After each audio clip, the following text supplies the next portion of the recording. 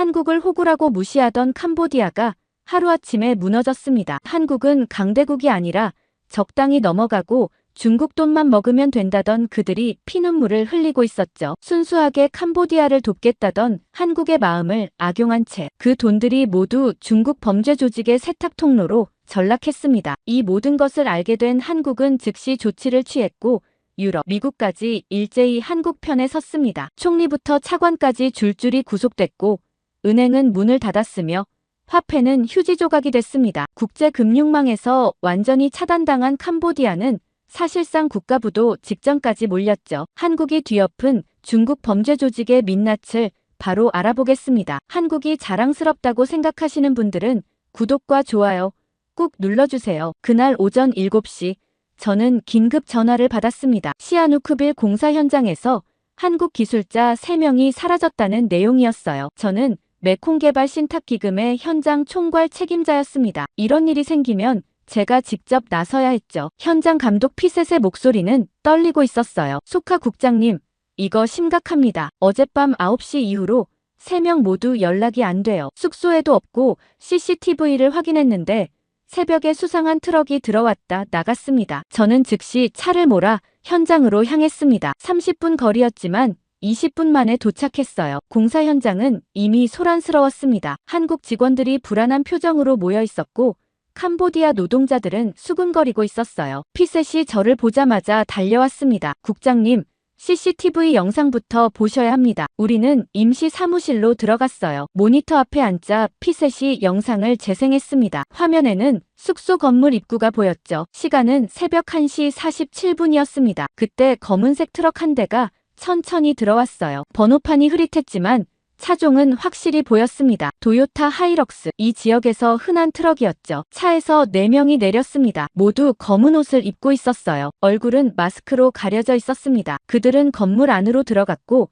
15분 후에 다시 나타났어요. 이번에는 3명을 끌고 나왔습니다. 한국 기술자들이었어요. 제 심장이 철렁 내려앉았습니다. 그들은 저항하지 않았어요. 마치 의식이 없는 것처럼 축 늘어져 있었습니다. 트럭에 실린 3명은 그대로 어둠 속으로 사라졌죠. 영상이 끝나자 저는 한동안 아무 말도 할 수 없었습니다. 이건 단순한 실종이 아니었어요. 명백한 납치였습니다. 번호판 확인했어요? 제가 물었습니다. 흐릿해서 정확히는 모르겠지만 앞자리는 확인했습니다. 피셋이 메모지를 보여줬어요. 푸놈펜 B로 시작하는 번호였습니다. 상업용 차량 등록 번호였죠. 저는 즉시 경찰에 신고했습니다. 하지만 시아누크빌 경찰서장의 반응은 냉담했어요. 아마 술 마시고 어디 놀러 간 거 아닙니까? 외국인들 원래 그래요. 영상을 봤습니다. 명백한 납치입니다. 저는 단호하게 말했죠. 영상이요? 서장이 코웃음을 쳤습니다. 그게 납치라는 증거가 어디 있어요? 친구들이 데리러 온 걸 수도 있잖아요. 저는 화가 났지만 참았습니다. 그와 싸워봤자 소용없다는 걸 알았거든요. 대신 한국 대사관에 연락했어요. 영사과 직원이 받았습니다. 저는 상황을 자세히 설명했죠. 직원은 심각하게 받아들였습니다. 즉시 보고하겠습니다. 대사관에서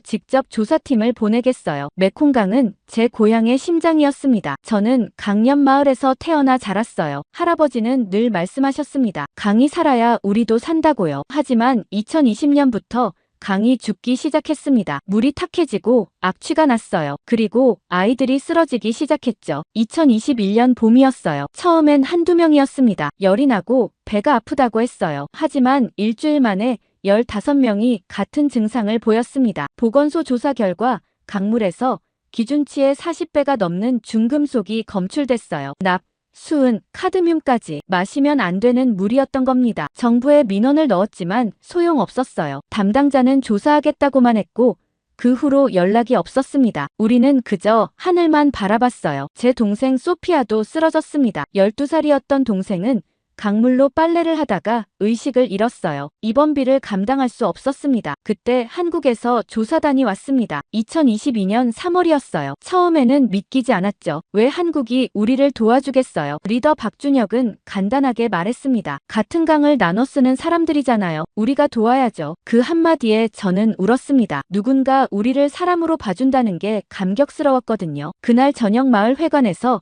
설명회가 열렸습니다. 리더는 자신을 박준혁이라고 소개했어요. 그는 스크린에 자료를 띄우며 설명하기 시작했습니다. 이 강의 오염 원인은 상류 지역의 불법 채광 때문입니다. 중금속이 그대로 흘러내려오고 있죠. 하지만 정화가 가능합니다. 우리가 개발한 기술로 충분히 해결할 수 있어요. 우리는 한국 정부, UNDP, 그리고 캄보디아 정부와 함께 메콩 개발 신탁 기금을 만들었습니다. 이 자금으로 정화 시설을 설치하고 장기적으로 강을 관리할 겁니다. 그때 저는 그의 눈빛을 봤습니다. 진심이 느껴졌어요. 저 사람은 정말로 우리를 돕고 싶어 한다는 걸 알 수 있었죠. 회의가 끝나고 저는 박준혁에게 다가갔습니다. 제 동생이 지금 병원에 있습니다. 강물 때문에 쓰러졌거든요. 그는 표정이 굳어졌습니다. 알고 있습니다. 마을 조사 자료를 미리 받았어요. 빨리 치료받을 수 있도록 도와드리겠습니다. 그의 말은 빈말이 아니었습니다. 다음 날 아침 한국 의료진이 병원으로 왔어요. 그들은 소피아를 진찰하더니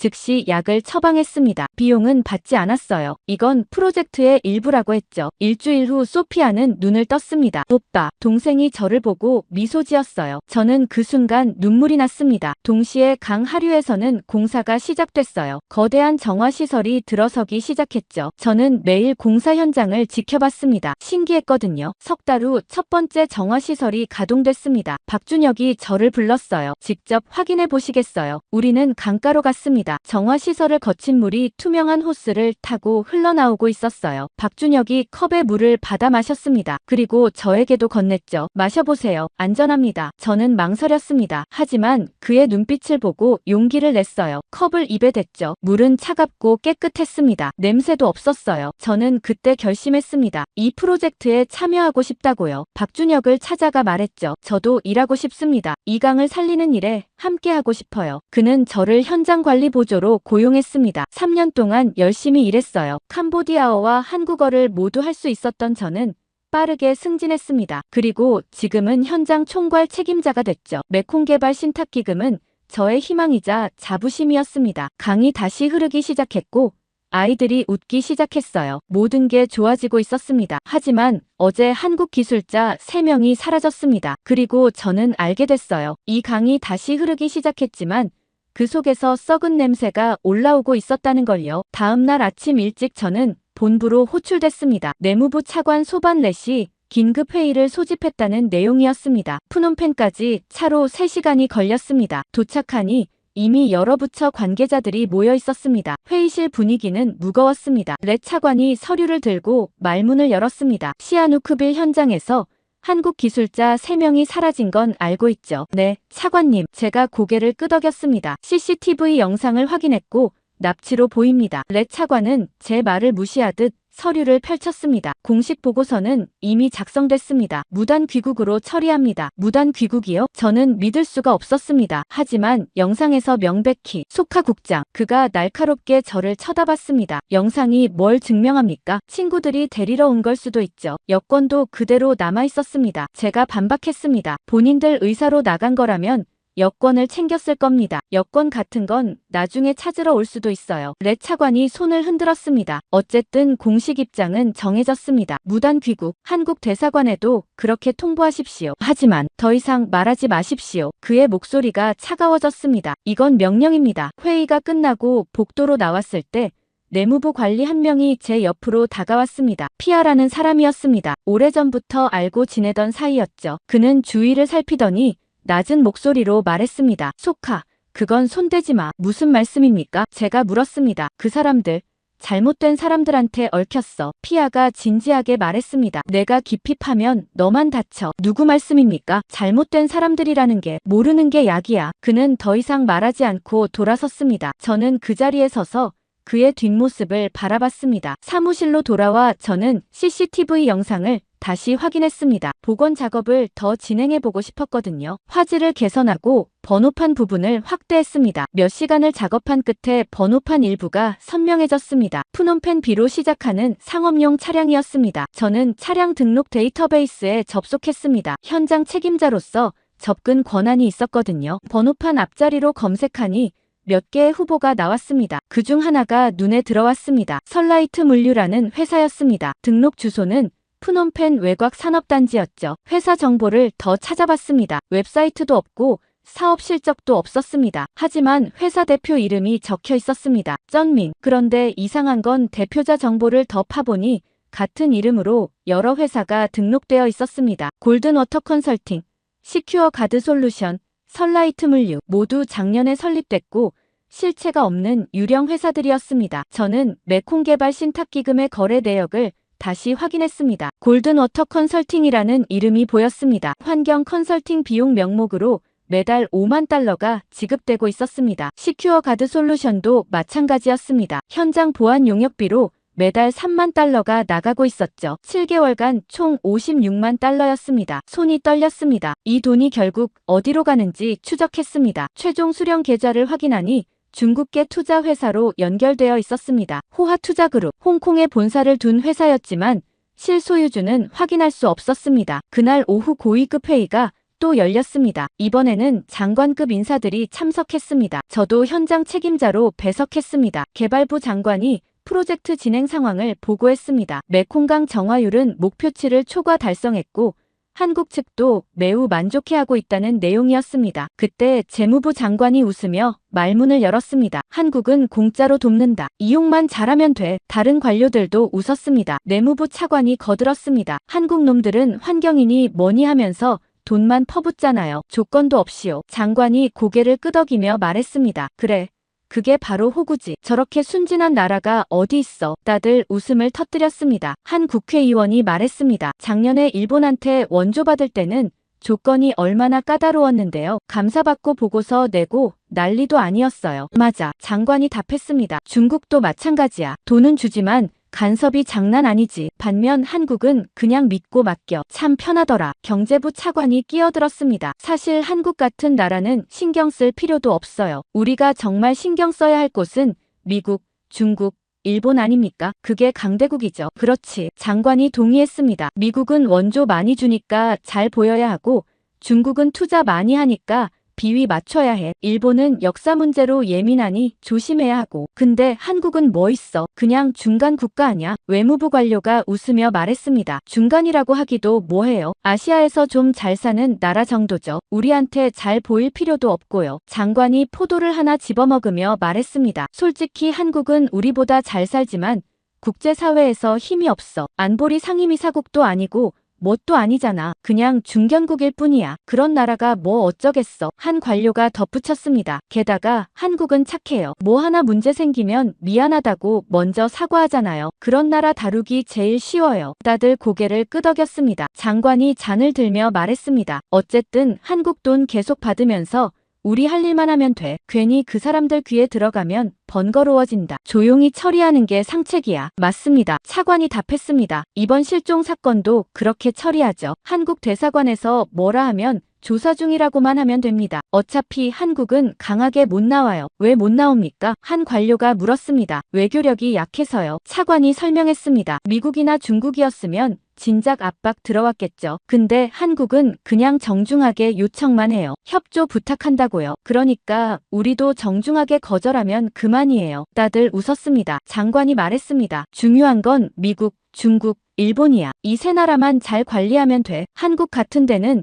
적당히만 해도 상관없어. 그들은 계속 웃으며 술을 마셨습니다. 저는 그 자리에 앉아 아무 말도 하지 못했습니다. 가슴이 답답했습니다. 한국이 순수하게 손을 내밀었는데 우리는 그걸 이용하고 있었습니다. 그것도 모자라 뒤에서 비웃고 있었습니다. 작은 나라, 중견국, 힘없는 나라. 그런 말들이 귓가에 맴돌았습니다. 하지만 그들은 몰랐습니다. 작은 나라도 진심으로 화나면 무섭다는 걸요. 회의가 끝나고 화장실로 향했습니다. 세면대에 손을 짚고 거울을 봤습니다. 거울 속 제 얼굴이 낯설었습니다. 3년 동안 저는 이 프로젝트가 순수하다고 믿었습니다. 한국이 조건 없이 도와준다고 생각했죠. 박준혁이 했던 말이 떠올랐습니다. 같은 강을 나눠 쓰는 사람들이잖아요. 그 말이 진심이었다는 걸 저는 알았습니다. 하지만 우리 정부는 그 진심을 이용하고 있었습니다. 저는 그 말을 지워버리고 싶었습니다. 한국이 준 손길을 우리가 더럽히고 있었습니다. 사무실로 돌아와 책상에 앉았습니다. 서랍을 열어 실종자 파일을 꺼냈습니다. 김태수, 이준석, 박민수 세 사람의 사진이 보였습니다. 모두 젊었습니다. 가족이 있었고 꿈이 있었을 겁니다. 그들은 이 프로젝트를 믿고 왔을 겁니다. 그런데 우리는 그들을 무단 귀국으로 처리했습니다. 없던 일로 만들려 하고 있었습니다. 저는 결심했습니다. 이대로 둘 수 없다고요. 이틀 후 공항에서 연락이 왔습니다. 한국에서 사람들이 도착했다는 내용이었어요. 저는 서둘러 공항으로 향했습니다. 입국장에서 5명이 나왔어요. 모두 정장 차림이었지만 눈빛이 날카로웠습니다. 앞에 선 남자가 저를 알아보고 다가왔어요. 소카 국장님이십니까? 그가 물었습니다. 네, 맞습니다. 저는 한국기술협력단 박도현입니다. 그가 악수를 청하며 말했어요. 우리 직원들을 찾으러 왔습니다. 협조 부탁드립니다. 저는 그의 손을 잡으며 조용히 말했습니다. 개인적으로 드릴 말씀이 있어요. 차 안에서 얘기할 수 있을까요? 박도현이 고개를 끄덕였습니다. 우리는 주차장으로 향했어요. 차에 오르자 저는 준비해온 USB를 꺼냈습니다. 이게 뭡니까? 그가 물었어요. 진실입니다. 저는 단호하게 말했어요. 정부 공식 보고서는 무단 귀국으로 처리했지만 이건 명백한 납치입니다. 박도현이 USB를 받아들었습니다. 저는 이틀 동안 파악한 모든 걸 설명했어요. CCTV 영상, 중국계 민간회사 소유 트럭, 유령 회사들, 그리고 빼돌려진 56만 달러까지. 그의 표정이 점점 굳어졌습니다. 이건 그들이 단순히 납치당한 게 아니라는 뜻이군요. 박도현이 말했어요. 그들은 뭔가를 발견했고 그래서 잡혀간 겁니다. 네, 그렇습니다. 저는 김태수 씨 방에서 찾은 메모를 보여줬어요. 자금 흐름 이상이라고 적혀 있었죠. 박도현이 휴대폰을 꺼내 누군가에게 전화를 걸었습니다. 서울 본부와 통화하는 것 같았어요. 네, 상황 파악했습니다. 그가 말했어요. 즉시 수색팀 추가 파견 요청합니다. 이건 단순한 실종이 아닙니다. 전화를 끊고 그가 저를 쳐다봤어요. 국장님, 위험을 감수하시는 겁니다. 이 자료를 저희에게 준 순간 국장님도 표적이 될 수 있어요. 알고 있습니다. 저는 조용히 답했어요. 하지만 이대로 둘 수 없습니다. 그들은 제 동료였고 이 프로젝트를 믿고 온 사람들이에요. 다음 날 아침 박도현은 저를 불렀습니다. 위치를 특정했어요. 그가 지도를 펼쳐 보여줬습니다. 설라이트 물류 등록 주소입니다. 푸놈펜 외곽산업단지 3구역이에요. 경찰과는 협의했습니까? 제가 물었어요. 시도했지만 협조를 거부당했습니다. 박도현이 쓴웃음을 지었어요. 예상했던 반응이죠. 그래서 우리가 직접 확인하려 합니다. 그날 오후 우리는 푸놈펜 외곽으로 향했습니다. 1시간을 달려 산업단지에 도착했어요. 하지만 그곳은 산업단지라기보다 황무지에 가까웠습니다. 낡은 창고 건물 하나만 덩그러니 서 있었어요. 차를 멀찍이 세웠습니다. 박도현이 쌍안경을 꺼내 건물을 살폈어요. 경비가 있습니다. 그가 속삭였습니다. 정문에 2명.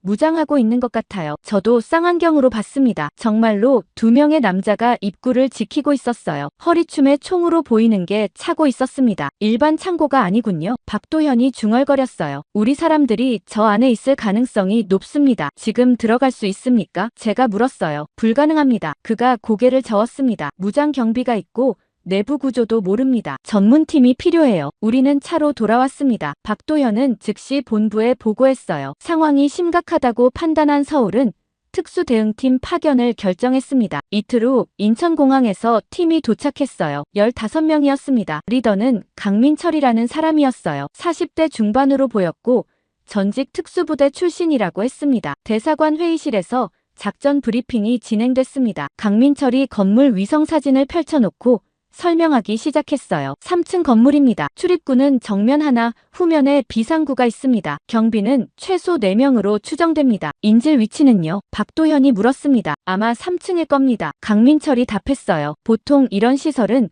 최상층에 감금합니다. 탈출이 어렵거든요. 언제 들어갑니까? 제가 물었습니다. 내일 새벽 4시입니다. 강민철이 단호하게 말했어요. 경비가 가장 허술한 시간대입니다. 캄보디아 경찰에는 통보했습니까? 박도현이 걱정스럽게 물었습니다. 통보하면 정보가 셀 수 있습니다. 강민철이 고개를 저었어요. 구조 후에 처리하겠습니다. 다음 날 새벽 3시 저는 작전 차량에 탑승했습니다. 후방 지원 요원으로 함께 가게 됐거든요. 차 안은 긴장감으로 가득했습니다. 팀원들은 말이 없었어요. 각자 장비를 점검하고 있었습니다. 목적지 근처에 도착하자 차량을 세웠습니다. 팀원들이 조용히 내렸어요. 어둠 속에서 그들의 움직임은 거의 소리가 나지 않았습니다. 저는 차 안에서 무전기를 통해 상황을 들었습니다. 1팀 진입 위치 도착, 2팀 후문 확보, 3팀 대기 중. 강민철의 목소리가 들렸어요. 작전 개시, 순식간이었습니다. 정문 쪽에서 짧은 소음이 들렸지만 총소리는 아니었어요. 경비들이 제압된 것 같았습니다. 1층 확보, 2층 진입, 3층 도착, 감금실 발견, 무전기에서 계속 보고가 들어왔습니다. 그리고 드디어 인질 확인, 3명 모두 생존. 저는 그 말을 듣는 순간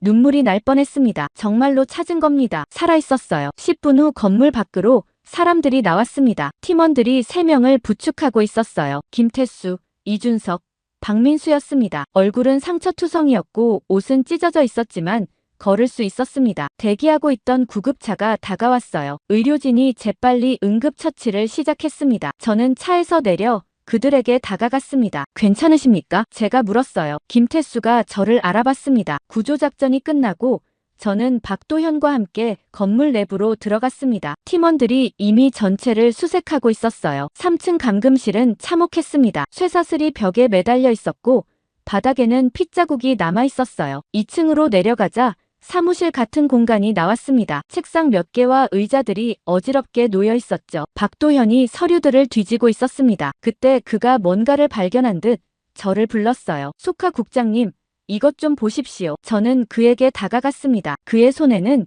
임대차 계약서가 들려 있었어요. 이창고 메콩개발 신탁기금 명의로 임차돼 있었습니다. 그가 조심스럽게 말했어요. 그럴 리가요. 저는 믿을 수가 없었습니다. 우리 기금 이름으로요? 여기 보십시오. 박도현이 계약서 마지막 페이지를 펼쳤습니다. 임차인 서명에 당신 상부 이름이 있습니다. 계약서에는 분명히 적혀 있었습니다. 소반렛 내무부 차관이었죠. 제 직속 상관이었습니다. 저는 그 자리에서 말문이 막혔어요. 손이 떨렸습니다. 렛 차관이 이 건물을 임차했다는 뜻이었어요. 프로젝트 예산으로요. 국장님, 박도현이 제 어깨에 손을 얹었습니다. 괜찮으십니까? 저는 고개를 저었습니다. 괜찮지 않습니다. 이게 사실이라면 우리 정부가 처음부터 연루되어 있었다는 뜻이에요. 박도현은 아무 말도 하지 않았습니다. 계약서를 조심스럽게 비닐봉투에 넣었어요. 이건 결정적 증거입니다. 그가 말했습니다. 한국 대사관에 즉시 보고하겠습니다. 1층으로 내려가자 더 충격적인 광경이 펼쳐졌습니다. 넓은 공간에 책상들이 줄지어 있었어요. 각 책상마다 컴퓨터와 헤드셋이 놓여 있었습니다. 벽면에는 중국어로 뭔가 적혀 있었어요. 저는 중국어를 조금 읽을 수 있었습니다. 1일 목표 100통, 미달시 식사 금지. 이게 뭡니까? 제가 물었습니다. 불법 콜센터입니다. 박도현이 답했어요. 보이스피싱이나 사기 전화를 거는 곳이죠. 중국 조직이 운영하는 겁니다. 책상 위를 살펴봤습니다. 대본이 적힌 종이들이 흩어져 있었어요.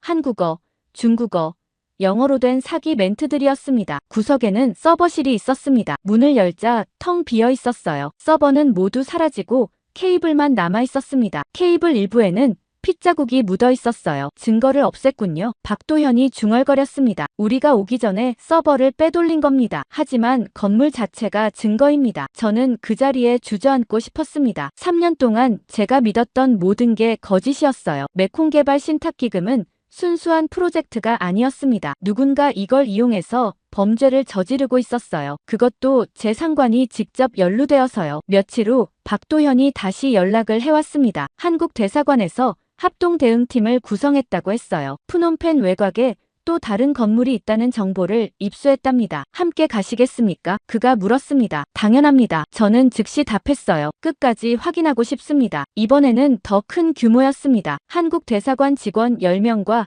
캄보디아 경찰 5명이 함께했어요. 경찰이 협조한 건 한국 정부의 강력한 압박 때문이었습니다. 새벽 5시. 우리는 프놈펜 외곽 산업단지로 향했습니다. 목적지는 4층짜리 콘크리트 건물이었어요. 겉보기에는 일반 공장처럼 보였습니다. 경찰이 영장을 제시하며 정문을 열었습니다. 경비는 없었어요. 이미 비운 것 같았습니다. 1층은 텅 비어 있었습니다. 하지만 2층으로 올라가자 콜센터 시설이 나타났어요. 이번에는 규모가 훨씬 컸습니다. 책상이 100개는 넘어 보였어요. 벽면 곳곳에 중국어 낙서가 있었습니다. 저는 천천히 읽어 내려갔습니다. 도망치면 죽는다. 가족도 죽는다. 협조하면 살려준다. 협박 문구들이었어요. 이곳에서 얼마나 많은 사람들이 강제로 일했을까요? 3층에는 불법 도박 사이트 운영 장비들이 있었습니다. 서버실도 있었지만 역시 비워져 있었어요. 케이블만 남아 있었고 일부는 피가 묻어 있었습니다. 4층으로 올라갔습니다. 복도 양쪽으로 작은 방들이 줄지어 있었어요. 감금실이었습니다. 문을 하나씩 열어봤습니다. 좁은 공간에 매트리스 하나씩만 놓여 있었어요. 창문은 철창으로 막혀 있었고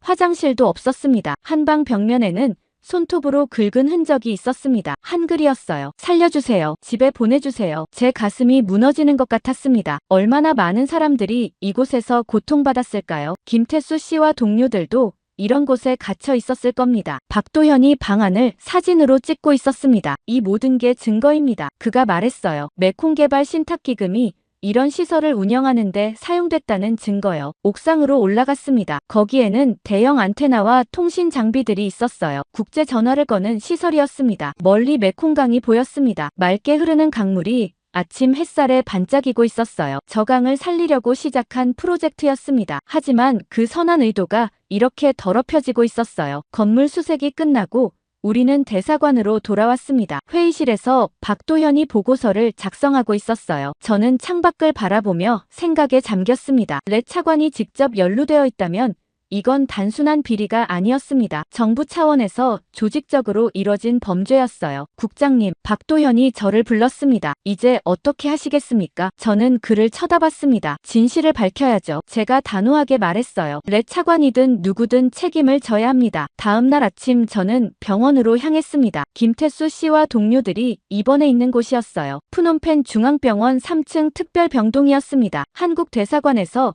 경호원을 배치해뒀다고 했습니다. 병원 복도는 조용했습니다. 소독약 냄새가 코를 찔렀어요. 307호실 앞에 경호원 2명이 서 있었습니다. 저를 확인하고 문을 열어줬습니다. 안으로 들어가자 3개의 침대가 보였습니다. 김태수, 이준석, 박민수가 각각 누워 있었어요. 모두 링거를 맞고 있었고 붕대가 감겨 있었습니다. 김태수가 저를 알아보고 힘겹게 고개를 들었습니다. 소카 국장님, 그가 가까스로 말했습니다. 오셨군요. 어떻게 지내십니까? 저는 침대 옆으로 다가갔습니다. 살아있어서 다행입니다. 그가 쓴웃음을 지었습니다. 거의 죽을 뻔했어요. 저는 의자를 당겨 앉았습니다. 무슨 일이 있었는지 말씀해 주시겠습니까? 김태수가 천천히 이야기를 시작했습니다. 한 달 전이었습니다. 저는 회계 업무를 하다가 이상한 걸 발견했어요. 예산 집행 내역에서 유령 회사로 돈이 빠져나가고 있더군요. 처음에는 실수인 줄 알았습니다. 하지만 계속 파고들어 보니 조직적이었어요. 매달 일정 금액이 여러 유령 회사로 송금되고 있었습니다. 얼마나 됐습니까? 7개월간 56만 달러였습니다. 그가 답했습니다. 저는 이준석 씨와 박민수 씨에게 도움을 요청했어요. 셋이서 비밀리에 조사를 시작했습니다. 그런데 들켰습니다. 누구한테요? 모릅니다. 김태수가 고개를 저었습니다. 어느 날 밤 숙소에 괴한들이 들이닥쳤어요. 4명이었습니다. 중국어를 쓰더군요. 저항할 틈도 없었습니다. 약물을 주입당하고 의식을 잃었어요. 깨어났을 때는 어두운 방 안이었습니다. 그게 시아누크빌 창고였습니까? 네. 3층 감금실이었습니다. 쇠사슬에 묶여 있었어요. 창문도 없고 화장실도 없는 좁은 방이었습니다. 그의 목소리가 떨렸습니다. 첫날부터 신문이 시작됐습니다. 중국인 남자 둘이 들어왔어요. 한 명은 통역이었고 다른 한 명은 고문을 담당했습니다. 뭘 물어봤습니까? 누구한테 말했냐는 겁니다. 김태수가 눈을 감았습니다. 증거를 어디 숨겼냐고요? 저는 아무 말도 하지 않았습니다. 그랬더니 그가 말을 멈췄습니다. 손이 떨리고 있었어요. 괜찮으시면 계속 말씀해 주십시오. 제가 조심스럽게 말했습니다. 김태수가 숨을 깊이 들이마셨습니다. 손톱을 뽑았습니다. 그가 떨리는 손을 들어 보였어요. 붕대가 감긴 손가락이 보였습니다. 하나씩 천천히요. 비명을 지르면 물을 붓고 다시 시작했습니다. 제 가슴이 무너지는 것 같았습니다. 이준석 씨와 박민수 씨도요. 네. 김태수가 고개를 끄덕였습니다. 셋 다 똑같이 당했어요. 박민수 씨는 갈비뼈가 부러졌고 이준석 씨는 이가 3개나 빠졌습니다. 하지만 우리는 끝까지 말하지 않았습니다. 얼마나 견디셨습니까? 이틀입니다. 그가 답했습니다. 사흘째 되는 날 방법을 바꿨어요. 고문 대신 협박을 시작했습니다. 무슨 협박입니까? 가족을 건드리겠다고 했습니다. 김태수의 목소리가 낮아졌습니다. 제 아내와 딸 사진을 보여주더군요. 주소도 알고 있었습니다. 학교 이름까지요. 만약 계속 버티면 가족부터 해치우겠다고 했습니다. 그때 무너질 뻔했습니다. 하지만 이준석 씨가 저를 붙잡아줬어요. 버티자고 했습니다. 한국 정부가 반드시 찾으러 올 거라고요. 그 말을 믿으셨습니까? 믿어야 했습니다. 김태수가 쓴웃음을 지었습니다. 그게 아니면 견딜 수 없었으니까요. 며칠이 더 지났습니다. 하루에 밥 한 끼만 줬어요. 물도 부족했습니다. 화장실은 방 구석 양동이었습니다. 악취가 진동했죠. 밤에는 추웠고 낮에는 더웠습니다. 가장 힘든 건 뭐였습니까? 희망이 없다는 겁니다. 그가 천장을 바라봤습니다. 아무도 우리를 찾지 않을 거라는 생각이 들었어요. 어쩌면 정부가 무단 귀국으로 처리하고 덮어버릴지도 모른다고요. 실제로 그랬습니다. 저는 솔직하게 말했습니다. 공식 보고서는 무단 귀국으로 처리됐습니다. 김태수가 고개를 끄덕였습니다. 예상했어요. 하지만 국장님은 믿었습니다. 국장님이라면 진실을 밝히실 거라고요. 저는 아무 말도 할 수 없었습니다. 일주일쯤 지나자 다른 방법을 썼습니다. 김태수가 계속 말했습니다. 매일 한 명씩 끌고 나가 다른 사람들 앞에서 폭행했어요. 비명을 듣게 만드는 겁니다. 심리적으로 무너뜨리려고요. 박민수 씨가 제일 심하게 맞았습니다. 의식을 잃을 때까지 때렸어요. 우리는 그걸 지켜봐야 했습니다. 손발이 묶여서 아무것도 할 수 없었습니다. 그때가 제일 고통스러웠습니다. 열흘을 그렇게 버티셨습니까? 저는 믿기지 않았습니다. 버틴 게 아니라 죽지 못한 겁니다. 김태수가 말했습니다. 매일 죽고 싶었어요. 하지만 증거를 남겨야 한다는 생각뿐이었습니다. 그래서 노트북을 숨긴 겁니까? 납치되기 전날 밤이었습니다. 그가 고개를 끄덕였습니다. 뭔가 이상하다는 걸 느꼈어요. 누군가 저를 감시하고 있다는 느낌이었습니다. 그래서 모든 증거를 노트북에 백업하고 사무실 천장에 숨겼습니다. 혹시 모를 상황에 대비해서요. 현명한 판단이었습니다. 덕분에 모든 걸 밝힐 수 있습니다. 그 노트북에 뭐가 있습니까? 전부 있습니다. 김태수가 힘주어 말했습니다. 자금 거래 내역, 유령회사 서류, 렛 차관 서명이 들어간 승인 문서, 그리고 총리실과 호화투자그룹 간 녹취 파일까지요. 이걸로 모두 기소할 수 있습니다. 녹취 파일은 어떻게 구했습니까? 내부 제보자가 있었습니다. 그가 조용히 말했습니다. 총리실에서 일하는 누군가가 양심의 가책을 느끼고 파일을 빼돌렸어요. 익명으로 저한테 넘겨줬습니다. 그때 이준석이 침대에서 힘겹게 몸을 일으켰습니다. 국장님, 그가 말했습니다. 꼭 끝까지 가주십시오. 우리가 당한 고통이 헛되지 않게요. 약속드립니다. 저는 단호하게 말했습니다. 반드시 책임을 묻겠습니다. 병원을 나와 저는 곧장 시아누크빌로 향했습니다. 김태수의 사무실로 갔어요. 천장 패널을 하나씩 들어올려 확인했습니다. 세 번째 패널 뒤에서 노트북이 나왔습니다. 먼지를 털고 전원을 켰습니다. 부팅되는 동안 가슴이 두근거렸어요. 화면이 켜지자 바탕화면에 폴더 하나가 보였습니다. 이름은 진실이었습니다. 클릭하자 수백 개의 파일이 나타났습니다. 엑셀 파일, PDF, 그리고 오디오 파일까지 하나씩 열어보기 시작했습니다. 모든 증거가 여기 있었습니다. 구조작전 이후 한국 대사관에서 강력하게 항의했습니다. 자국민이 납치당해 고문을 받았는데 캄보디아 정부가 방관했다는 내용이었어요. 국제 언론에도 보도되기 시작했습니다. CNN에서 이 사건을 다뤘고 유엔에서도 조사단을 보내겠다고 했죠. 압박을 받은 캄보디아 정부는 마지못해 움직였습니다. 총리실에서 긴급회의가 소집됐고 특별 대책반 구성이 결정됐어요. 이름은 코리안 데스크였습니다. 한국 관련 사건을 전담 처리하는 부서라고 했죠. 일주일 후 코리안 데스크가 공식 출범했습니다. 외무부 건물 3층에 사무실이 마련됐어요. 저도 참석하라는 연락을 받았습니다. 회의실에는 각 부처 관계자들이 모여 있었습니다. 외무부,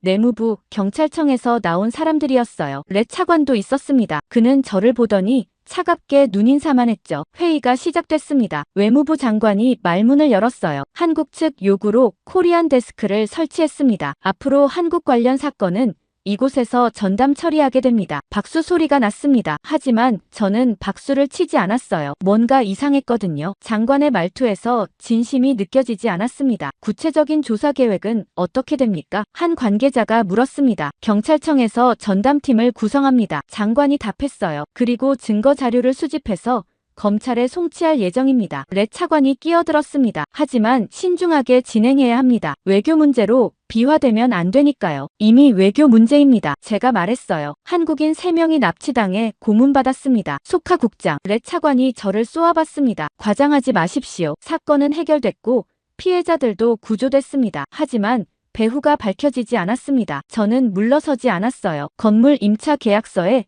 차관님 서명이 있었습니다. 회의실이 조용해졌습니다. 모두 저를 쳐다봤어요. 렛 차관의 얼굴이 붉어졌습니다. 그게 무슨 소리입니까? 그가 목소리를 높였어요. 증거가 있습니다. 저는 가방에서 사본을 꺼냈습니다. 메콩개발 신탁기금 명의로 그 창고를 임차했고 서명은 차관님 것입니다. 그건 위조입니다. 렉 차관이 소리쳤어요. 누군가 내 서명을 도용한 겁니다. 그렇다면 조사받으셔야 합니다. 박도현이 말했습니다. 그도 회의에 참석하고 있었거든요. 서명 위조 여부는 감정으로 확인할 수 있습니다. 장관이 손을 들어 제지했습니다. 이 문제는 나중에 다루겠습니다. 일단 오늘은 여기까지 하죠. 회의가 끝나고 저는 복도로 나왔습니다. 렉 차관이 뒤따라 나왔어요. 그는 아무도 없는 구석으로 저를 끌고 갔습니다. 소카 국장, 자네 미쳤나? 그가 낮게 으르렁거렸어요. 공개석상에서 상관을 고발하다니. 진실을 말했을 뿐입니다. 진실? 그가 비웃었습니다. 자네가 뭘 안다고. 그 서명이 위조인지 진짜인지 조사하면 됩니다. 제가 차분하게 말했어요. 두렵지 않으시면요. 렉 차관이 제 목을 움켜쥘 듯 다가왔습니다. 하지만 참았어요. 대신 낮은 목소리로 위협했습니다. 소카.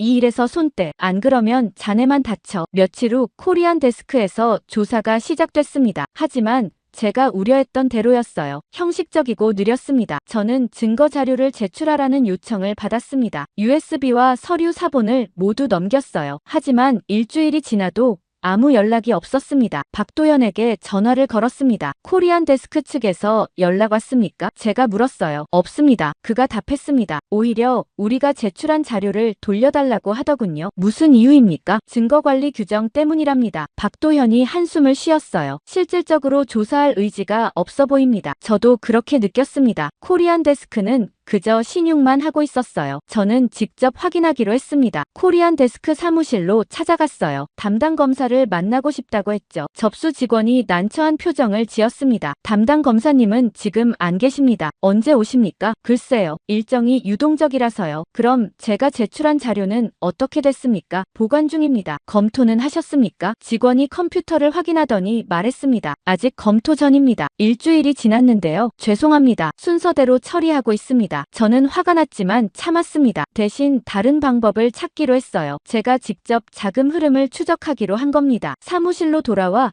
메콩개발 신탁기금 계좌를 다시 열었습니다. 이번에는 더 깊이 파고들었어요. 유령 회사들로 빠져나간 돈의 최종 행선지를 찾아야 했습니다. 골든워터 컨설팅과 시큐어 가드 솔루션의 계좌 내역을 추적했습니다. 두 회사 모두 돈을 받은 후 즉시 다른 곳으로 송금하고 있었어요. 수령 계좌는 홍콩에 있었습니다. 계좌 소유주는 호화투자그룹이었습니다. 중국계 투자 회사였어요. 저는 그 회사를 검색해봤습니다. 공식 웹사이트가 있었지만 내용은 모호했어요. 글로벌 투자, 부동산 개발, 자산 관리 같은 추상적인 문구만 나열되어 있었습니다. 실제 투자 실적이나 프로젝트 정보는 없었죠. 더 파고들었습니다. 호화투자그룹의 대표는 리 젠화라는 사람이었어요. 중국 본토 출신으로 홍콩에서 활동하고 있었습니다. 그런데 이상한 게 발견됐습니다. 리 젠화는 캄보디아에도 여러 회사를 소유하고 있었어요. 부동산 개발, 카지노, 그리고 물류 회사까지. 설라이트 물류도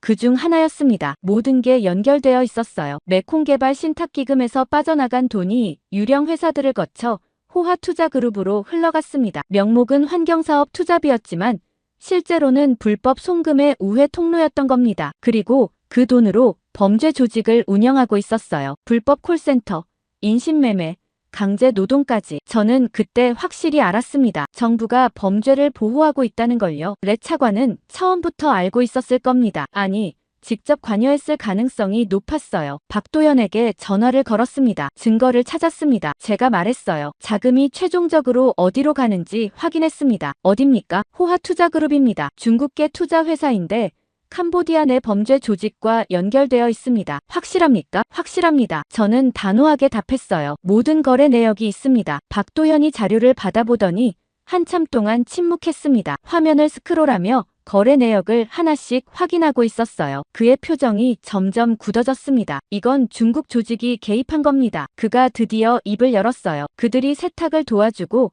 대신 범죄를 눈감아주는 구조예요. 메콩개발 신탁기금은 그냥 통로였던 거죠. 무슨 말씀입니까? 제가 물었습니다. 보십시오. 박도현이 화면을 가리켰어요. 한국과 유엔에서 나온 깨끗한 돈이 여기 들어옵니다. 그런데 일부가 유령 회사로 빠져나가 중국 조직에게 갑니다. 그들은 그 돈으로 범죄 사업을 운영하고 수익을 또 세탁해서 돌려받죠. 캄보디아 정부는 중간에서 수수료를 챙기는 겁니다. 저는 의자에 주저앉았습니다. 그렇다면 처음부터 계획된 거였군요. 그럴 가능성이 높습니다. 박도현이 고개를 끄덕였어요. 순수한 환경 프로젝트를 위장막으로 쓴 겁니다. 며칠 후 더 충격적인 사실이 드러났습니다. 박도현이 제게 사진 몇 장을 보여줬어요. 감시 사진들이었습니다. 이게 뭡니까? 제가 물었어요. 우리 대사관에서 일주일간 추적한 겁니다. 박도현이 설명했습니다. 푸놈펜 시내 고급 호텔 앞에서 찍은 사진이었어요. 검은색 고급 세단이 서 있었고 한 남자가 차에서 내리고 있었습니다. 확대된 사진을 보니 경찰청 차관이었어요. 저도 아는 사람이었습니다. 이 차량이 문제입니다. 박도현이 다른 사진을 보여줬어요. 같은 차량이 호화투자그룹 푸놈펜 사무실 앞에 주차되어 있는 장면이었습니다. 경찰 고위층이 중국 조직의 차를 타고 다닙니다. 그가 조용히 말했어요. 호위차나 다름없죠. 저는 할 말을 잃었습니다. 다른 사진도 있습니다. 박도현이 계속 사진을 펼쳤어요. 내무부 관료들, 시아누크빌 경찰서장, 심지어 검찰 간부까지 모두 같은 조직과 연결되어 있었습니다. 식사 자리, 골프장, 호텔 로비, 그들은 공공연하게 만나고 있었어요. 수사가 진행되지 않는 이유를 이제 알겠습니다. 제가 중얼거렸어요. 다들 한패였던 거죠. 박도현이 무겁게 고개를 끄덕였습니다. 그래서 코리안 데스크도 형식뿐인 겁니다. 진짜 조사할 생각이 없어요. 그날 오후 저는 사무실로 돌아왔습니다. 책상에 앉아 있는데 동료 직원 하나가 조심스럽게 다가왔어요. 소카 국장님, 그가 낮은 목소리로 말했습니다. 조심하십시오. 무슨 말입니까? 레 차관이 국장님 뒷조사를 하고 있답니다. 내부 감사팀이 움직이고 있어요. 저는 놀라지 않았습니다. 예상했던 일이었거든요. 고맙습니다. 제가 고개를 끄덕였어요. 저녁 무렵 박도현에게서 전화가 왔습니다. 만날 수 있겠습니까? 급한 일입니다. 저는 대사관 근처 카페로 갔습니다. 박도현은 이미 구석자리에 앉아 있었어요. 주위를 경계하는 눈빛이었습니다. 소카 국장님, 위험합니다. 그가 조용히 말했어요. 우리 정보원이 들은 바로는 국장님을 제거하려는 움직임이 있답니다. 제거요? 물리적으로는 아니겠지만 박도현이 말했습니다. 아마 직위 해제나 구속 같은 방법을 쓸 겁니다. 적당한 혐의를 만들어서요. 그럴 줄 알았습니다. 저는 쓴웃음을 지었어요. 이미 내부 감사가 시작됐다고 들었습니다. 그럼 피하셔야 합니다. 박도현이 진지하게 말했어요. 한국 대사관에서 보호해드릴 수 있습니다. 일단 피신하십시오. 저는 고개를 저었습니다. 피하면 끝입니다. 도망자가 되는 거죠. 하지만 여기 남으면 체포될 수 있습니다. 알고 있습니다. 저는 커피를 한 모금 마셨어요. 하지만 증거를 더 모아야 합니다. 결정적인 증거를요. 이미 충분한 증거가 있지 않습니까? 서류상 증거는 있습니다. 저는 말했어요. 하지만 결정적인 게 필요합니다. 레 차관과 중국 조직이 직접 연결된 증거요. 어떻게 구하시겠습니까? 방법이 있습니다. 저는 조용히 말했어요. 레 차관의 비서가 제 대학 동기입니다. 그 사람한테 부탁해볼 생각입니다. 박도현이 놀란 표정을 지었습니다. 위험합니다. 발각되면 즉시 구속될 겁니다. 이제 어떻게 할 거예요? 그가 걱정스럽게 물었어요. 하루만요. 저는 단호하게 말했습니다. 하루만 기다려주세요. 내일까지 증거를 확보하겠습니다. 소카. 당신은 지금 목숨을 걸고 있어요. 박도현이 제 손을 잡았습니다. 정말 괜찮겠습니까? 저는 웃었습니다. 이 강에서 자란 사람은 이미 목숨을 걸고 태어나요. 그날 밤 저는 대학 동기 소피에게 전화를 걸었습니다. 그녀는 레 차관의 비서로 10년째 일하고 있었어요. 소피, 나야. 소카. 오랜만이네. 그녀의 목소리가 반가웠습니다. 만날 수 있을까? 내일 점심때 어때? 좋아. 그녀가 답했어요. 무슨 일인데? 만나서 얘기할게. 다음날 점심시간 저는 시내 식당에서 소피를 만났습니다. 그녀는 예전보다 많이 야위어 있었어요. 얼굴에 피로가 역력했습니다. 소카, 오랜만이야. 그녀가 억지로 미소 지었습니다. 잘 지냈어. 그냥 그래. 저는 솔직하게 말했어요. 너는 어때? 바쁘게 살고 있어. 그녀가 한숨을 쉬었습니다. 차관님이 요즘 예민하셔서 힘들어. 식사를 하면서 저는 조심스럽게 본론을 꺼냈습니다. 소피, 부탁이 있어. 뭔데? 레 차관 일정표 좀 볼 수 있을까? 그녀의 표정이 굳어졌습니다. 왜 그런 걸 보려고? 확인하고 싶은 게 있어. 저는 조심스럽게 말했어요. 중요한 일이야. 소피가 주위를 둘러봤습니다. 소카.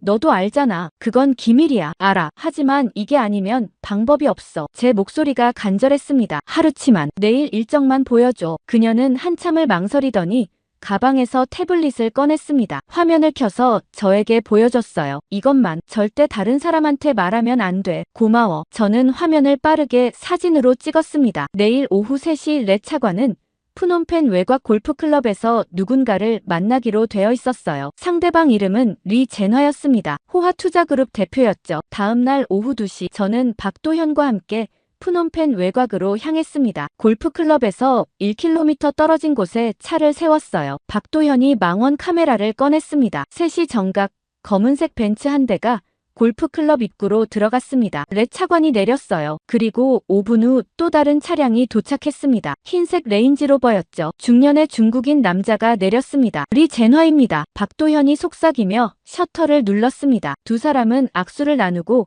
클럽하우스 안으로 들어갔어요. 우리는 2시간을 기다렸습니다. 오후 5시쯤 그들이 다시 나왔습니다. 렛 차관이 서류 봉투를 받아 들고 있었어요. 박도현이 계속 사진을 찍었습니다. 결정적 증거입니다. 그가 말했습니다. 이제 직접적 연결고리가 확보됐어요. 차를 몰고 돌아오는 길에 박도현이 물었습니다. 이제 어떻게 하시겠습니까? 모든 증거를 정리해서 한국 정부에 전달하겠습니다. 저는 답했어요. 그리고 국제 언론에도 제보할 겁니다. 위험합니다. 알고 있습니다. 저는 창밖을 바라봤습니다. 하지만 이제 돌이킬 수 없어요. 그날 밤 저는 고향 마을로 차를 몰았습니다. 푸놈펜에서 2시간 거리였어요. 오랜만에 가는 길이었습니다. 프로젝트 일로 바빠서 석 달 만이었죠. 마을 입구에 도착하니 밤 10시가 넘어 있었습니다. 가로등도 없는 어두운 길을 따라 할머니 댁으로 향했어요. 작은 목조 가옥이 달빛 아래 조용히 서 있었습니다. 문을 두드리자 안에서 기침 소리가 들렸습니다. 할머니, 저예요. 소카입니다. 문이 열리고 할머니가 나타났습니다. 많이 야위셨어요. 3년 전 강물 오염으로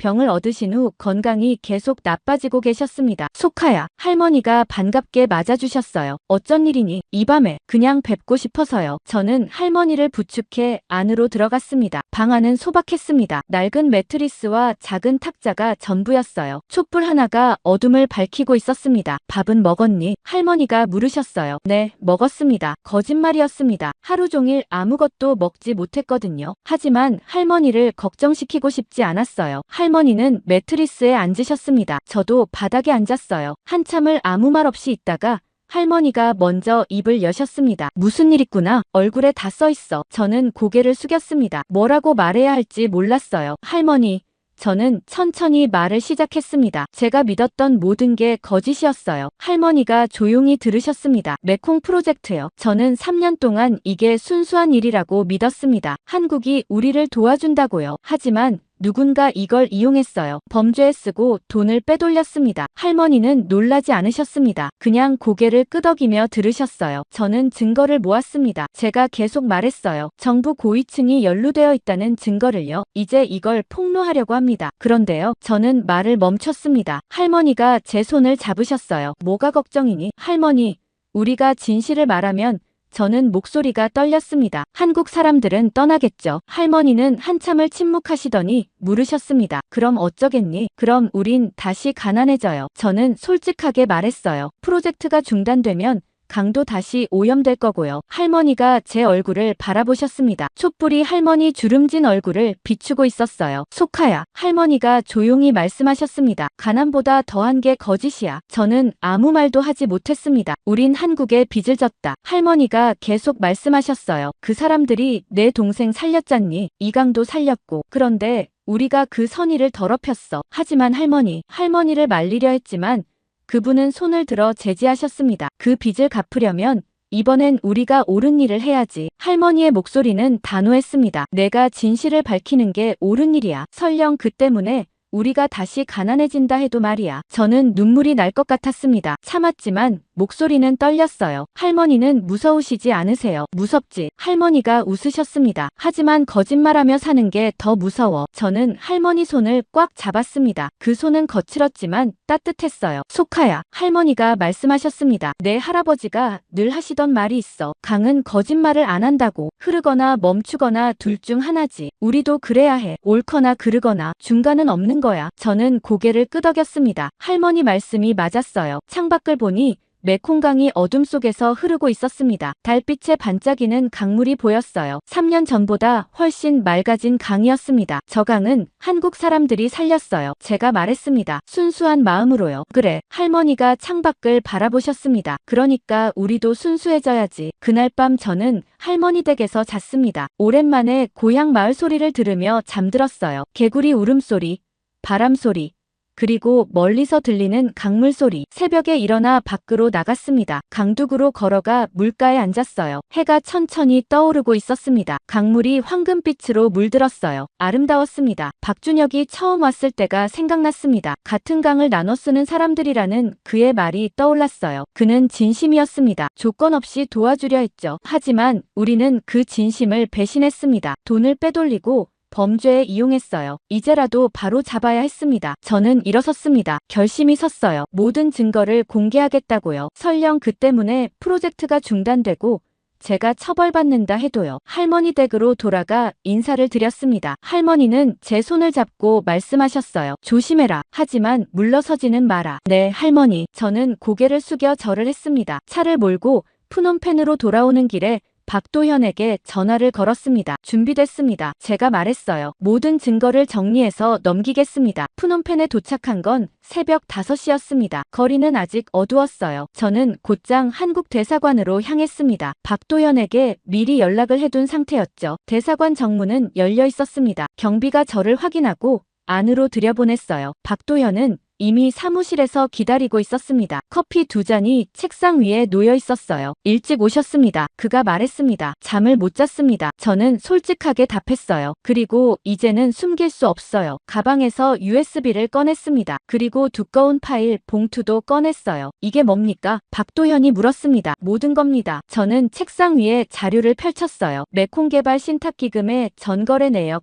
유령회사 서류, 호화투자그룹 송금 기록, 그리고 가장 중요한 것, 총리실 승인 문서입니다. 제가 마지막 서류를 가리켰습니다. 박도현이 조심스럽게 집어들었어요. 문서에는 총리 도장이 선명하게 찍혀 있었습니다. 이건 어떻게 구하셨습니까? 그가 놀란 표정으로 물었습니다. 말할 수 없습니다. 저는 고개를 저었어요. 하지만 진짜입니다. 총리실에서 직접 승인한 겁니다. 유령회사 설립부터 자금 이체까지 모두요. 박도현은 한참 동안 서류를 들여다봤습니다. 그의 손이 떨리고 있었어요. 국장님, 그가 저를 똑바로 쳐다봤습니다. 이걸 저희에게 넘기시면 돌이킬 수 없습니다. 알고 있습니다. 캄보디아 정부 전체가 흔들릴 겁니다. 그래도 괜찮습니까? 괜찮지 않습니다. 저는 쓴웃음을 지었어요. 하지만 해야 할 일입니다. 박도현은 잠시 저를 바라보다 고개를 끄덕였습니다. 한국 정부에 전달하겠습니다. 그가 단호하게 말했어요. 모든 증거를 본부로 보내겠습니다. 고맙습니다. 아니요. 박도현이 고개를 저었습니다. 고마운 건 저희입니다. 용기 내주셔서요. 대사관을 나와 사무실로 향했습니다. 출근 시간이 되어 직원들이 하나둘 들어오고 있었어요. 모두 평소와 다름없는 표정이었습니다. 아직은 아무도 모르고 있었죠. 하지만 곧 모든 게 바뀔 겁니다. 오후 2시쯤 레 차관에게서 호출이 왔습니다. 당장 본부로 오라는 내용이었어요. 예상했던 일이었습니다. 본부 건물에 도착하니 분위기가 심상치 않았습니다. 직원들이 수군거리고 있었어요. 무슨 일인지 묻고 싶었지만 참았습니다. 레 차관 사무실 문을 두드렸습니다. 들어오게. 차가운 목소리가 들렸어요. 안으로 들어가니 레 차관 혼자 있었습니다. 창밖을 바라보고 서 있었죠. 부르셨습니까? 제가 물었습니다. 레 차관이 천천히 돌아섰습니다. 그의 얼굴은 창백했어요. 소카 국장. 그가 낮게 말했습니다. 자네 뭘 한 건가? 무슨 말씀이십니까? 한국 대사관에 뭘 넘긴 건가? 그가 다가왔습니다. 목소리가 떨리고 있었어요. 저는 침묵했습니다. 대답할 필요가 없었거든요. 미쳤군. 레 차관이 책상을 쳤습니다. 자네 지금 뭘 한 건지 알기나 하나. 나라를 팔아넘긴 거야. 나라를 판 건 차관님입니다. 저는 조용히 말했어요. 한국의 선의를 이용해서 범죄 조직과 손잡았잖습니까? 증거도 없으면서. 증거는 충분합니다. 제가 말을 끊었어요. 총리실 승인 문서까지 있습니다. 레 차관의 얼굴이 하얗게 변했습니다. 그건 그가 말을 잇지 못했습니다. 나가게. 그가 손을 흔들었어요. 당장 나가. 저는 사무실을 나왔습니다. 복도를 걷는데 다리가 후들거렸어요. 하지만 후회는 없었습니다. 이틀 후 뉴스가 터졌습니다. 아침 뉴스를 켜자 긴급 속보가 나오고 있었어요. 한국 외교부가 공식 성명을 발표했다는 내용이었습니다. 앵커가 엄숙한 표정으로 읽어 내려갔습니다. 대한민국 외교부는 오늘 캄보디아 정부의 공조, 불이행 및 인권 침해를 이유로 메콩 물관리 프로젝트를 무기한 중단한다고 발표했습니다. 화면이 바뀌며 한국 외교부 대변인이 나타났어요. 캄보디아 정부가 자국민 보호 의무를 저버렸고 국제협력 사업을 범죄에 이용한 정황이 포착됐습니다. 대변인이 단호하게 말했습니다. 진상규명과 책임자 처벌이 이루어지기 전까지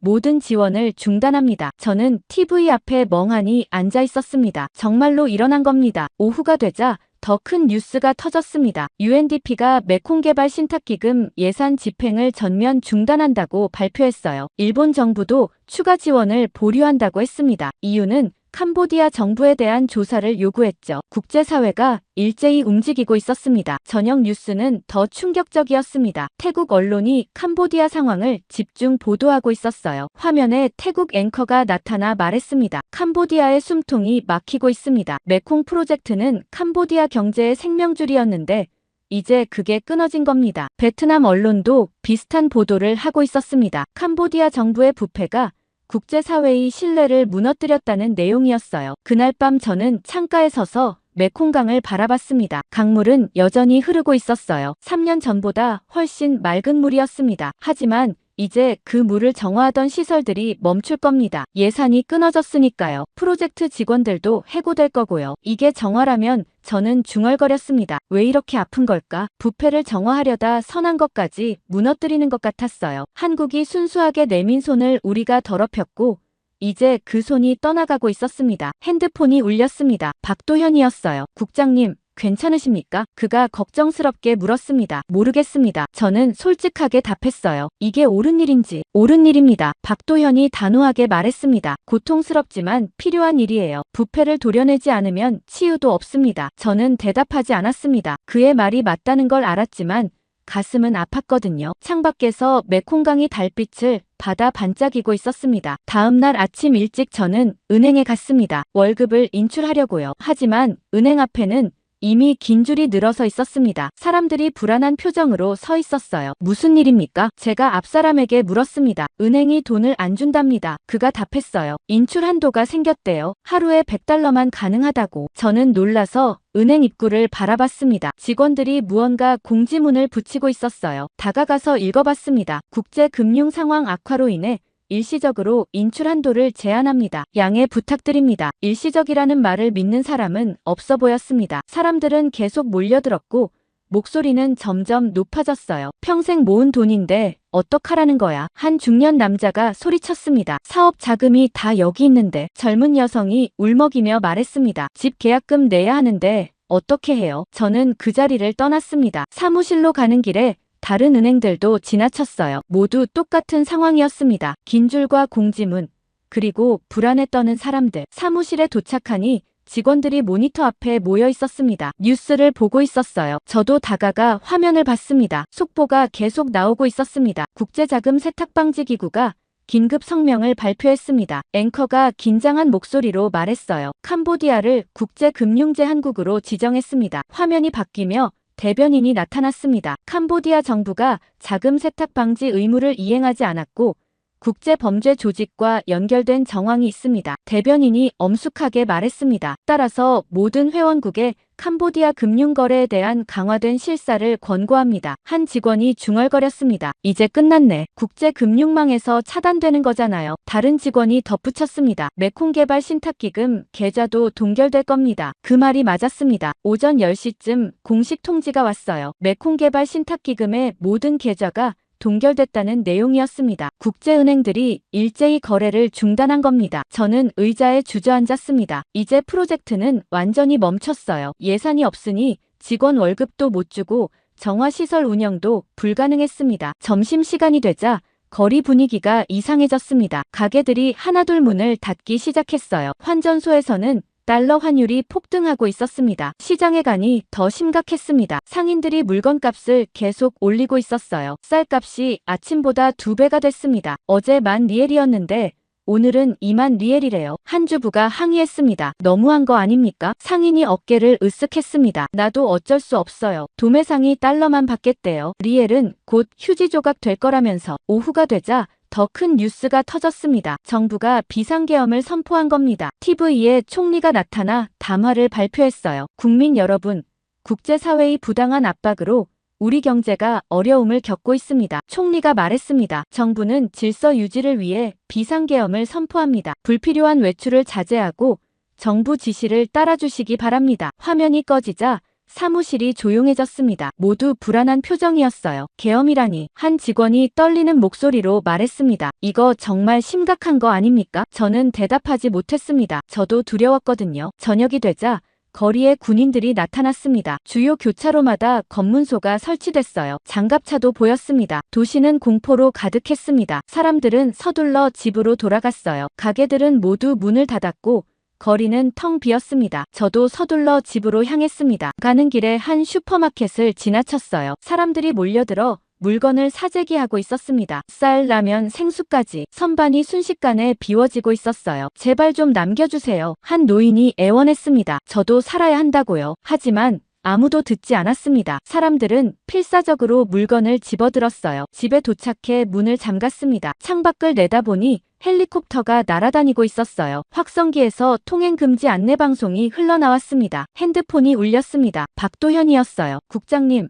지금 어디 계십니까? 그가 다급하게 물었습니다. 집에 있습니다. 괜찮으십니까? 일단은요. 제가 답했습니다. 도현 씨는요? 대사관에 있습니다. 그가 말했습니다. 한국 교민들 대피 준비하고 있어요. 상황이 급속도로 악화되고 있습니다. 이제 어떻게 됩니까? 제가 물었습니다. 박도현은 잠시 침묵하다 말했습니다. 이건 시작일 뿐이에요. 금융이 멈추면 경제 전체가 무너집니다. 이제 모두 알게 될 겁니다. 진실을요. 하지만 내 귀에는 그의 말이 제대로 들리지 않았습니다. 창밖에서 아이 우는 소리가 들렸거든요. 이웃집 아이였습니다. 배고프다고 울고 있었어요. 엄마 목소리도 들렸습니다. 잠깐만, 엄마가 뭐 좀 구해올게. 울지 마. 하지만 가게들은 다 닫혀 있었습니다. 은행도 문을 닫았고 돈도 없었죠. 저는 전화를 끊고 냉장고를 열었습니다. 라면 몇 개와 쌀이 조금 있었어요. 이걸 가지고 이웃집으로 갔습니다. 문을 두드리자 젊은 여성이 나왔습니다. 눈이 빨갛게 부어 있었어요. 이거 좀 드세요. 제가 라면을 건넸습니다. 아이한테 줄 수 있을 거예요. 고맙습니다. 그녀가 눈물을 흘리며 받았습니다. 정말 고맙습니다. 집으로 돌아와 창가에 섰습니다. 프놈펜 시내가 어둠에 잠겨가고 있었어요. 정전도 시작된 것 같았습니다. 곳곳에서 불빛이 꺼지고 있었거든요. 멀리 메콩강이 보였습니다. 강물은 여전히 흐르고 있었어요. 하지만 강변 정화시설의 불빛은 꺼져 있었습니다. 예산이 끊겨 가동을 멈춘 겁니다. 제가 한 선택이 맞았을까요? 진실을 밝힌 건 옳은 일이었지만 이렇게 많은 사람들이 고통받게 될 줄은 몰랐습니다. 아이들이 굶고 있었고 사람들은 두려움에 떨고 있었어요. 핸드폰을 들어 박준혁에게 문자를 보냈습니다. 죄송합니다. 이렇게 될 줄 몰랐습니다. 하지만 답장은 오지 않았습니다. 다음 날 아침 총성이 저를 깨웠습니다. 창밖을 보니 멀리서 검은 연기가 피어오르고 있었어요. 시내 쪽이었습니다. 뉴스를 켰습니다. 긴급 속보가 나오고 있었어요. 앵커의 목소리가 떨리고 있었습니다. 오늘 새벽부터 프놈펜 시내 곳곳에서 시위가 발생했습니다. 시위대가 정부 청사로 향하고 있으며 일부는 폭력 사태로 번지고 있습니다. 화면이 바뀌며 현장 영상이 나왔습니다. 수백 명의 사람들이 거리를 메우고 있었어요. 현수막을 들고 구호를 외치고 있었습니다. 부패 정권 퇴진, 우리 돈 돌려내라, 총리는 물러나라. 군인들이 저지선을 치고 있었지만 시위대는 계속 밀고 들어왔습니다. 돌이 날아갔고 최루탄이 터졌어요. 저는 급히 옷을 입고 밖으로 나갔습니다. 정부 데이터 센터로 가야 했어요. 마지막으로 확인해야 할 게 있었습니다. 거리는 아수라장이었습니다. 사람들이 뛰어다니고 있었고 가게 유리창이 깨져 있었어요. 약탈도 일어나고 있었습니다. 차를 몰고 시내로 향했습니다. 검문소마다 군인들이 있었지만 공무원 신분증을 보여주니 통과시켜줬어요. 정부 청사 근처에 도착하자 상황은 더 심각했습니다. 수천 명이 몰려 있었어요. 경찰과 충돌하고 있었습니다. 물대포가 뿌려지고 최루탄 연기가 자욱했습니다. 저는 후문으로 돌아가 건물 안으로 들어갔습니다. 복도는 텅 비어 있었어요. 대부분의 공무원들이 출근하지 않은 것 같았습니다. 지하 데이터 센터로 내려갔습니다. 경비원도 없었어요. 문은 잠겨 있었지만 제 출입 카드로 열렸습니다. 안으로 들어가자 서버들이 윙윙거리는 소리만 들렸습니다. 저는 관리자 터미널 앞에 앉았어요. 로그인했습니다. 그리고 검색을 시작했습니다. 총리실 비자금 관련 파일을요. 시스템을 뒤지기 시작한 지 30분쯤 지났을 때 찾았습니다. 암호화된 폴더였지만 제 권한으로 접근할 수 있었어요. 파일을 열자 엑셀 시트가 나타났습니다. 수백 개의 거래 내역이었습니다. 총리실에서 개인 계좌로 송금된 기록들이었어요. 금액을 보고 숨이 멎을 뻔했습니다. 3년간 총 1억 5천만 달러였습니다. 한 파일에는 동영상도 있었습니다. 클릭하자 회의실 장면이 나타났어요. 총리와 렛 차관, 그리고 리 젠화가 앉아 있었습니다. 녹취록도 함께 있었습니다. 메콩 프로젝트는 완벽한 세탁 통로입니다. 리 젠화의 목소리였어요. 국제 자금이 들어오니 의심받지 않습니다. 일부만 빼돌리면 됩니다. 총리가 웃으며 답했습니다. 한국 놈들은 순진해. 환경 타령이나 하면서 돈을 퍼붓지. 이용하기 딱 좋아. 제 손이 떨렸습니다. 이게 결정적 증거였습니다. 총리가 직접 관여했다는 증거였어요. USB의 모든 파일을 복사했습니다. 그때 뒤에서 인기척이 났습니다. 돌아보니 렛 차관이 서 있었습니다. 2명의 경호원을 데리고 있었어요. 소카 국장, 그가 차갑게 말했습니다. 여기서 뭐 하는 건가? 증거를 확보하고 있습니다. 저는 USB를 꽉 쥐었어요. 총리님의 범죄 증거를요. 렛 차관이 경호원들에게 고개짓을 했습니다. 그들이 저에게 다가왔어요. USB를 내놓게. 렛 차관이 손을 내밀었습니다. 저는 뒤로 물러섰습니다. 안 됩니다. 이건 공개되어야 합니다. 경호원 한 명이 제 팔을 붙잡았습니다. 다른 한 명이 USB를 빼앗으려 했어요. 저는 필사적으로 저항했습니다. 그때 밖에서 더 큰 폭발음이 들렸습니다. 건물이 흔들렸어요. 시위대가 정부 청사에 진입한 것 같았습니다. 렛 차관의 얼굴이 창백해졌습니다. 빨리 끝내. 그가 경호원들에게 소리쳤습니다. 경호원이 제 손목을 비틀었습니다. 고통에 USB를 떨어뜨릴 뻔했어요. 하지만 그 순간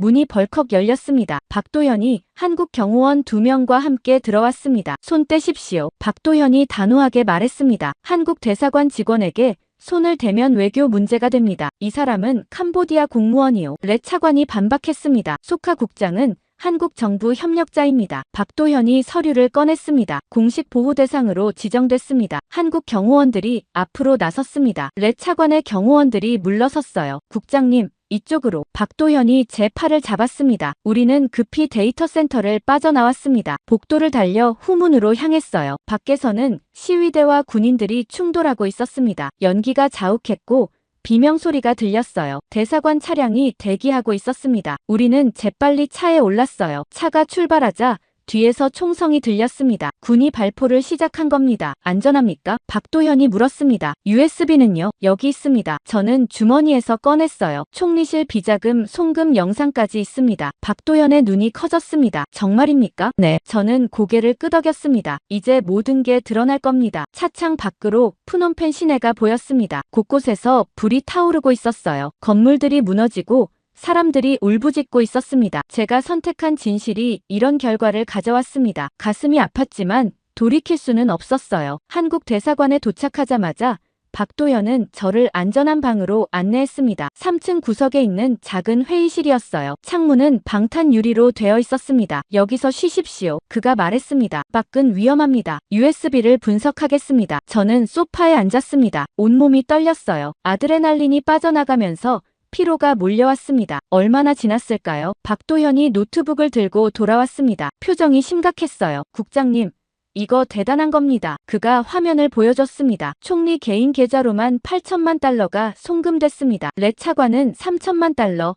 나머지는 다른 고위 관료들입니다. 영상도 확인했습니까? 맞습니다. 박도현이 고개를 끄덕였습니다. 총리가 직접 한국을 조롱하는 장면까지 있더군요. 이건 국제사회에 공개해야 합니다. 그런데 한 가지 더 있습니다. 뭡니까? 호화투자그룹 관계자를 체포했습니다. 그가 말했습니다. 푸놈펜 공항에서 도주하려다 붙잡혔습니다. 지금 어디 있습니까? 경찰 유치장입니다. 박도현이 시계를 봤습니다. 1시간 후에 우리가 신문할 수 있습니다. 한국 대사관 요청으로요. 오후 3시 우리는 경찰서로 향했습니다. 거리는 여전히 혼란스러웠지만 시위는 조금 잠잠해진 상태였습니다. 군이 강경 진압에 나선 후였어요. 경찰서에 도착하니 서장이 직접 나왔습니다. 표정이 어두웠습니다. 대사관 요청이라 협조하겠습니다. 그가 마지못해 말했습니다. 하지만 우리 참관인도 배석합니다. 괜찮습니다. 박도현이 답했습니다. 취조실로 안내받았습니다. 작은 방이었고 테이블 하나와 의자 몇 개가 전부였어요. 창문은 철창으로 막혀 있었습니다. 잠시 후 문이 열리며 한 남자가 들어왔습니다. 수갑을 차고 있었어요. 40대 중반으로 보이는 중국인이었습니다. 얼굴에 멍이 들어 있었습니다. 앉으십시오. 박도현이 말했습니다. 남자는 의자에 앉았습니다. 눈빛이 날카로웠어요. 이름이 뭡니까? 천민후. 그가 중국어로 답했습니다. 통역관이 옆에서 통역했습니다. 호화투자그룹에서 무슨 일을 합니까? 재무 담당입니다. 천민후가 답했습니다. 거짓말 마십시오. 박도현이 서류를 펼쳤습니다. 당신은 캄보디아 지부 운영 책임자입니다. 불법 콜센터와 인신매매를 총괄했습니다. 증거 없이 그런 말하지 마십시오. 그가 코웃음을 쳤습니다. 증거는 충분합니다. 저는 USB에서 뽑은 사진을 내밀었습니다. 당신이 시아누크빌 창고 앞에서 찍은 사진입니다. 천민후의 표정이 굳어졌습니다. 그건 일반 사업장 시찰입니다. 일반 사업장에 감금실이 있습니까? 박도현이 다른 사진을 보여줬습니다. 3층 감금실 내부 사진이었습니다. 천민후는 입을 다물었습니다. 박도현이 계속 압박했습니다. 한국인 3명을 납치한 것도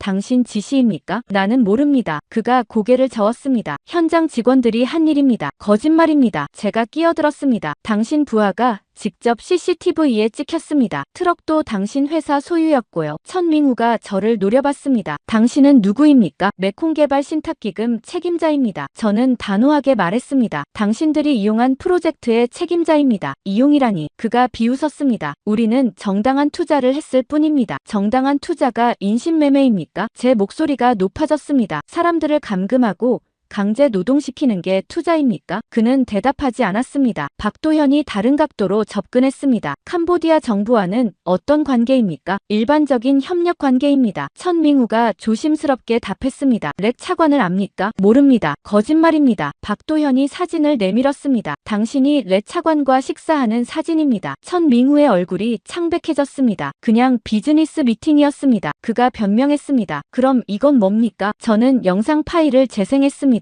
총리실 회의 장면이었습니다. 리 젠화와 총리가 대화하는 모습이 나왔어요. 천민후의 눈이 커졌습니다. 그 영상을 어디서 구했습니까? 출처는 중요하지 않습니다. 박도현이 말했습니다. 중요한 건 당신네 조직이 캄보디아 정부와 공모했다는 사실입니다. 천민후는 한참 동안 침묵했습니다. 그러다 갑자기 웃기 시작했어요. 당신들 뭘 안다고 그래요? 그가 비웃었습니다. 이 시스템이 얼마나 깊은지 알기나 해요. 무슨 뜻입니까? 여기서 돈이 흐르는 방식을요. 그가 몸을 앞으로 기울였습니다. 정부가 직접 우리한테 돈을 주고 범죄를 의뢰했습니다. 콜센터 운영하고 인력 확보하고 수익을 나눠 먹는 거죠. 메콩 프로젝트는 그냥 통로였을 뿐입니다. 제 주먹이 저절로 쥐어졌습니다. 한국이 순수하게 도우려 한 프로젝트를 그렇게 더럽힌 겁니까? 순수하게요? 천민후가 킥킥거렸습니다. 세상에 순수한 건 없어요. 다들 뭔가 얻으려고 하죠. 한국도 마찬가지 아닙니까? 아닙니다. 제가 소리쳤습니다. 한국은 정말로 우리를 도우려 했습니다. 조건도 없이요. 천민후가 어깨를 으쓱했습니다. 그럼 바보들이네요. 이 세상에서 공짜는 없어요. 저는 더 이상 참을 수 없었습니다. 자리에서 일어나 그에게 다가갔어요. 박도현이 제 팔을 잡았습니다. 진정하십시오. 그가 조용히 말했습니다. 이런 사람과 싸워봤자 소용없습니다. 박도현이 천민후를 쳐다봤습니다. 마지막 질문입니다. 협조하면 형량을 줄여줄 수 있습니다. 천민후가 관심을 보였습니다. 뭘 알고 싶은데요? 총리와 리 젠화의 직접적 연결 증거가 더 있습니까? 있죠. 그가 고개를 끄덕였습니다. 리 사장 노트북에 다 있습니다. 거래 내역,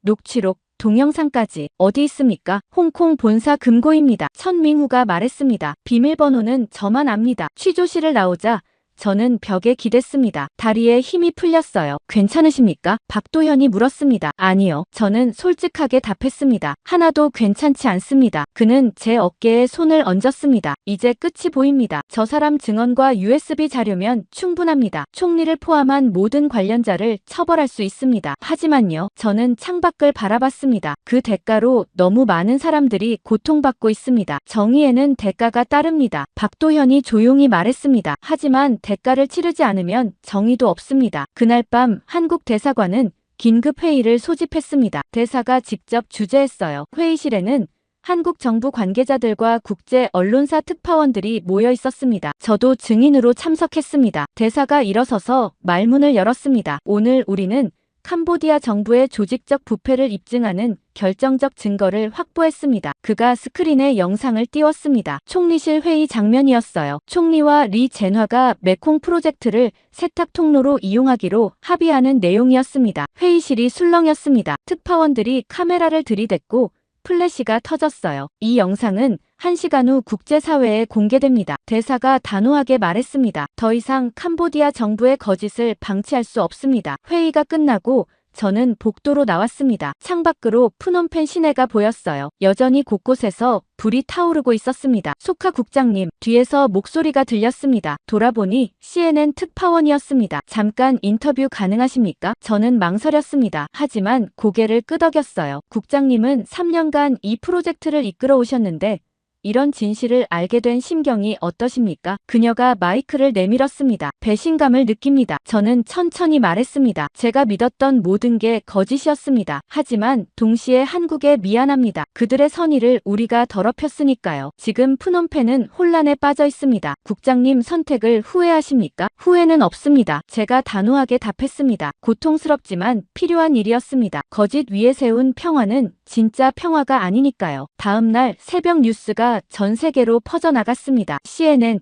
BBC, 알자지라 모두 톱뉴스로 다뤘어요. 캄보디아 총리, 국제 원조 프로젝트를 범죄 자금으로 전용. 한국 정부가 공개한 영상은 충격적이었습니다. 앵커들은 경악한 표정으로 보도했습니다. 순수한 환경 프로젝트가 조직 범죄의 통로로 악용됐습니다. 국제사회는 즉각 반응했습니다. 유엔 사무총장이 성명을 발표했어요. 캄보디아 정부의 행위는 국제협력의 근간을 흔드는 중대한 범죄입니다. 철저한 조사와 처벌을 촉구합니다. 미국 국무부도 성명을 냈습니다. 캄보디아에 대한 모든 원조를 즉각 중단하며 관련자들에 대한 제재를 검토하겠습니다. 일본, 호주, EU도 같은 입장을 발표했습니다. 오전 10시쯤 더 큰 소식이 터졌습니다. 군부가 움직인 겁니다. TV에 군 총사령관이 나타나 담화를 발표했어요. 국민 여러분, 총리와 정부 고위층의 부패를 더 이상 방치할 수 없습니다. 그가 엄숙하게 말했습니다. 군은 국민의 편에 서기로 결정했습니다. 오늘부로 훈만 총리를 체포하고